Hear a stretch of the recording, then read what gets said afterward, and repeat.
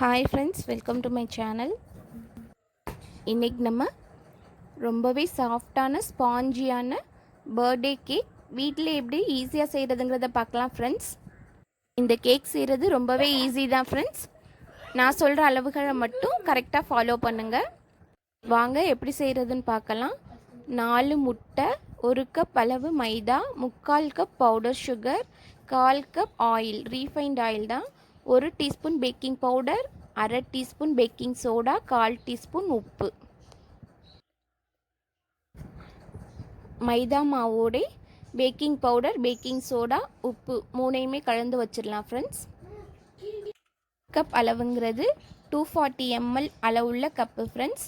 நீங்கள் measurement cup இல்லைன்னாலும் சாதாரண கப்லேயும் அளந்துக்கலாம். இப்போ எக் யோக் தனியாக, எக் ஒயிட் தனியாக பிரிச்சுருவோம். கொஞ்சம் கவனமாக பிரிக்கணும் ஃப்ரெண்ட்ஸ். பாருங்கள், நான் எந்த மாதிரி பிரிக்கிறேனோ அந்த மாதிரி. இதே மாதிரி 4 முட்டையில் உள்ள எக் யோக் தனியாக பிரிச்சிடலாம்.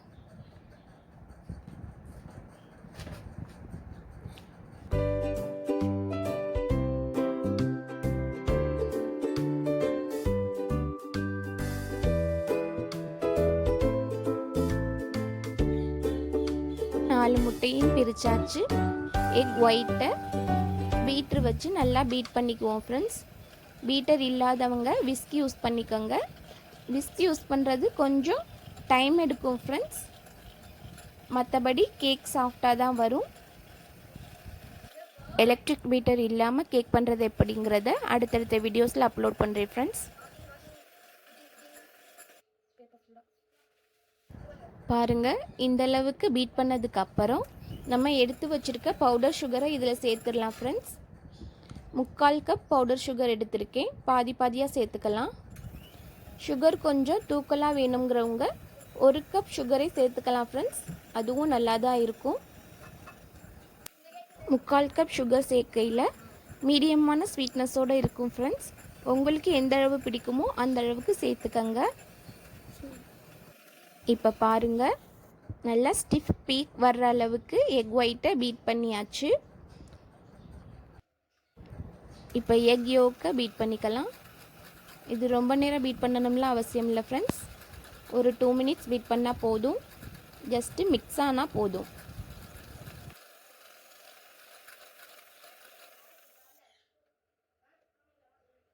இப்போ நம்ம எடுத்து வச்சுருக்க ஆயிலை சேர்த்துக்குவோம் ஃப்ரெண்ட்ஸ்.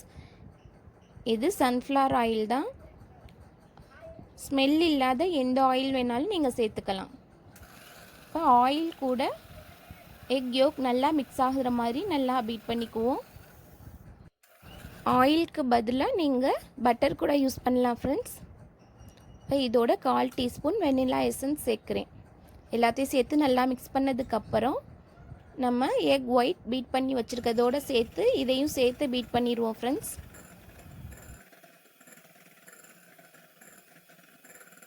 இந்த மாதிரி தனித்தனியாக பீட் பண்ணி சேர்க்கையில் கேக் நல்ல சாஃப்டாக வரும் ஃப்ரெண்ட்ஸ். நல்ல ஸ்பாஞ்சியாக டேஸ்ட்டாகவும் இருக்கும். இந்த மாதிரி ட்ரை பண்ணி பாருங்கள். ட்ரை பண்ணி பார்த்து டேஸ்ட் எப்படி இருந்துச்சுன்னு எனக்கு கமெண்ட்ஸில் சொல்லுங்கள். இப்போ எல்லாத்தையும் நல்லா மிக்ஸ் பண்ணியாச்சு. நம்ம எடுத்து வச்சுருக்க மைதா மாவை சேர்த்துடலாம். இந்த மாதிரி ஒரு ஜல்லடை வச்சு கொஞ்சம் கொஞ்சமாக சலித்து சேர்த்துக்குங்க ஃப்ரெண்ட்ஸ்.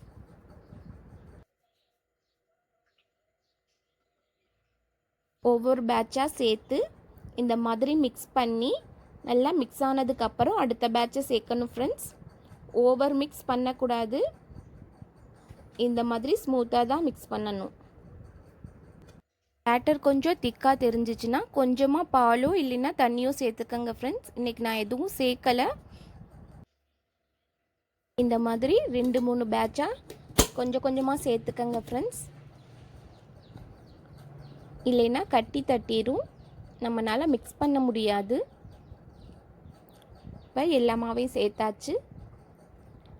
நல்லா மிக்ஸ் பண்ணிடுவோம். இந்த மாதிரி கேக் டின்னை பட்டர் பேப்பர் போட்டு வச்சுருக்கேன். இப்போ கேக் பேட்டர் ரெடி ஆயிடுச்சு ஃப்ரெண்ட்ஸ். பாருங்கள், பார்க்கையிலே நல்ல ஸ்மூத்தியாக இருக்குது. Butter paper, homemade butter paper friends. இதோட லிங்க்கு நான் டிஸ்கிரிப்ஷனில் கொடுக்குறேன். வேணும்னா செக் பண்ணிக்கோங்க. இப்போ நம்ம டின்னில் சேர்த்துடலாம். ஒரு 10 நிமிஷத்துக்கு முன்னாடியே கடாயை ஹீட் பண்ணிடணும் ஃப்ரெண்ட்ஸ். நான் அதை சொல்ல மறந்துட்டேன். ஆனால் ஹீட் பண்ணி தான் வச்சுருக்கேன்.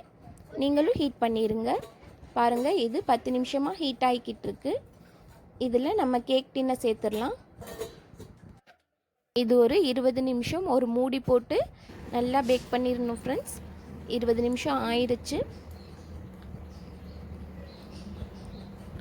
இப்போ இந்த மாதிரி ஸ்டிக்கை விட்டு பார்த்தா அதில் ஒட்டக்கூடாது ஃப்ரெண்ட்ஸ். இதில் ஒட்டவே இல்லை. கேக் நல்லா பேக் ஆயிடுச்சுன்னு அர்த்தம். இதை வெளியில் எடுத்து ஒரு 10 நிமிஷம் நல்லா ஆற விட்டுறலாம் ஃப்ரெண்ட்ஸ்.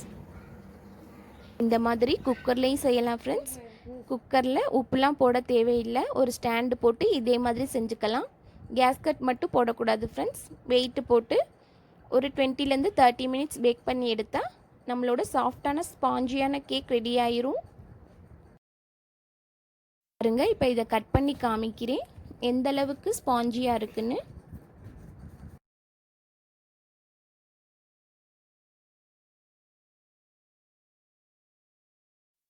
பாருங்கள் ஃப்ரெண்ட்ஸ், கேக் எவ்வளோ சாஃப்டாக ஸ்பாஞ்சியாக இருக்குன்னு. நான் சொல்கிற அளவுகளை மட்டும் கரெக்டாக ஃபாலோ பண்ணிங்கன்னா நீங்களும் இதே மாதிரி ஸ்பாஞ்சியான கேக் ரெடி பண்ணிடலாம். நான் க்ரீம் அப்ளை பண்ண போகிறேன். அதுக்கு முன்னாடி இந்த மாதிரி சுகர் சிரப்பை எல்லா இடத்துலையும் ஸ்ப்ரெட் பண்ணி விட்டுக்குவோம். அப்போ தான் கேக் நல்லா சாஃப்டாக இருக்கும். இப்போ க்ரீமை இந்த மாதிரி அப்ளை பண்ணிக்கலாம் ஃப்ரெண்ட்ஸ். இந்த க்ரீமோட வீடியோ நான் நெக்ஸ்ட் அப்லோட் பண்ணுறேன். இதுவும் ரொம்ப ஈஸி தான் ஃப்ரெண்ட்ஸ். டேஸ்ட்டாகவும் இருக்கும். மிஸ் பண்ணாமல் பாருங்கள். இதோட வீடியோ நெக்ஸ்ட் வீடியோவை அப்லோட் பண்ணுறேன். இந்த மாதிரி ஃபுல்லாக க்ரீம் அப்ளை பண்ணதுக்கப்புறம் அடுத்த பீஸை இது மேலே வச்சு அது மேலேயும் சுகர் சிரப் சேர்த்துக்குவோம் ஃப்ரெண்ட்ஸ். சுகர் சிரப் செய்கிறது ரொம்ப ஈஸி தான் ஃப்ரெண்ட்ஸ். ஒரு 3-4 டேபிள் ஸ்பூன் சுகரை கொஞ்சமாக தண்ணி சேர்த்து அடுப்பில் ஒரு கொதிக்க வச்சு எடுத்து வச்சுக்கலாம். அவ்வளோதான், சுகர் சிரப் ரெடி ஆயிரும்.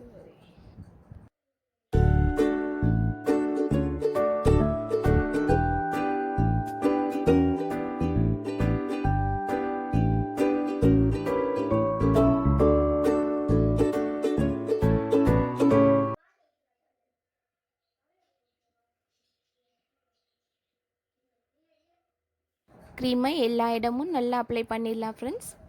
சைட்லாம் நல்லா வெளியில் கேக் தெரியாத அளவுக்கு அப்ளை பண்ணிடலாம்.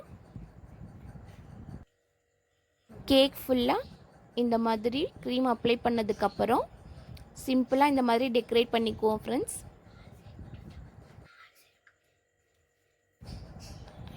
இது அதே க்ரீமில் பிங்க் கலர் சேர்த்து வச்சுருக்கேன் ஃப்ரெண்ட்ஸ். இந்த க்ரீம் வீடியோ நெக்ஸ்ட் அப்லோட் பண்ணுறேன் ஃப்ரெண்ட்ஸ். ரொம்பவே டேஸ்ட்டாக ஐஸ்கிரீம் கேக் சாப்பிட்டா எப்படி இருக்குமோ அந்த டேஸ்ட்டில் இருக்கும் ஃப்ரெண்ட்ஸ். இந்த கேக் வச்சு இந்த க்ரீம் வச்சு சாப்பிடையில.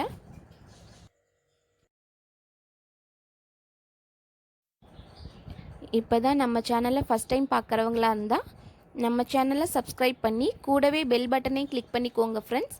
பெல் பட்டனில் ஆல்ங்கிற ஆப்ஷனை கிளிக் பண்ணிக்கோங்க. அப்போ தான் நான் போடுற வீடியோஸ் உடனுக்குடன் உங்களை வந்து சேரும். இன்னும் உங்களுக்கு இது மாதிரி என்ன ரெசிபிஸ் வேணுங்கிறத கமெண்ட்ஸ் பாக்ஸில் சொல்லுங்கள் ஃப்ரெண்ட்ஸ். கண்டிப்பாக ட்ரை பண்ணுறேன். இப்போ நம்ம கேக் டெக்கரேஷன் முடிஞ்சிருச்சு. இப்போ கட் பண்ணி பார்க்கலாம்.